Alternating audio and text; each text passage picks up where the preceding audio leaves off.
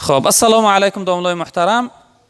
در سجده پایه ها از زمین بلند شوند آیا ضرر دارد در نماز؟ بله برادر عزیز، در حالت سجده کردن اگر پاها از زمین یعنی بلند شوند، اگر تمامی سجده را یعنی با سجده رفته برابر پاهات از زمین برداری، تمامی سجده را اگر سر انگشتای پا از زمین بالا باشند، نماز انسان فاسد میشه، نمازش بیکار میشود.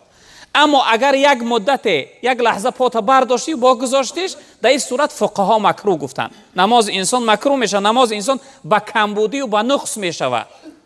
به این خاطر ضرر داره در حالت یعنی در سجده انسان پاهاش از زمین برداره سرای انگشتاش، این برای انسان ضرر داره. پیغمبر بزرگوار صلی الله علیه و سلم گفتن که انسان به 7 اعضاش خدا را سجده میکنه. در حالت سجده کردن 7 اعضاش خط انسان پروردگار را سجده میکنه. اینها که جو هستن برادر عزیز، در مذهب خودمون هم پیشانی و هم بینی، وقتی به سجده رفتیم باید بینیمون هم در زمین برسه. بعضی انسان ها پیشانی را میمونن بینی را نمیرسونن.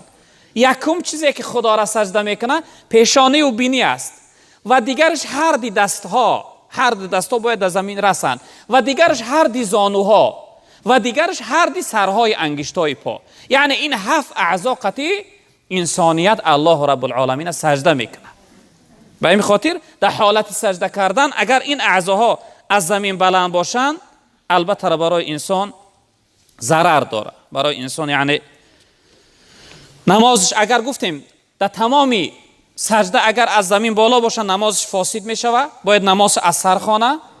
اگر یک مدت یک لحظه اگر از زمین بالا شوند، در این صورت یعنی نمازش مکروه می شود، فاسد نمی شود و نمازش به کراهیت درست می شود.